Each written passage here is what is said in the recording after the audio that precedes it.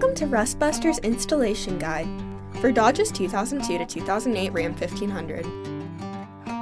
Before we begin, if you're uncomfortable with any of the processes listed in this guide, we strongly suggest you seek the work of a professional.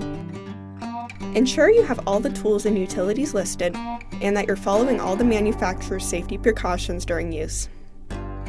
Step 1. Disconnect your vehicle's battery and inspect for potential fire hazards such as leaking fuel lines and engine components.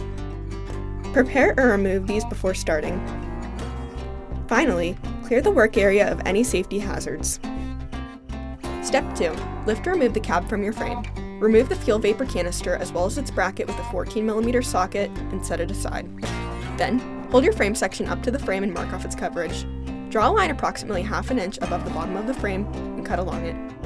Do not cut the bottom of the frame for the width of the bracket retaining your crossmember. Our part is designed to fit around the crossmember and under the frame. Our part also features a slot allowing you to push the frame section against the frame easily. This is to account for your frame narrowing. It also includes a removable perforated plate to fit over your existing middle body mount.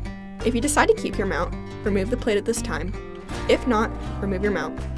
You may need to remove a little more material below the perf. Then, grind the frame free of rust and debris, revealing bare metal. Spray the work area with a weld-through primer to help prevent against rust development. Step 3. Take your metal frame section and slide it onto the frame using the frame holes to help with the alignment. Tap it into place using a hammer. You can clamp your part into place with C-clamps to ensure a tight fit. Following proper welding procedures, tack weld your middle frame section onto the frame before welding it on fully.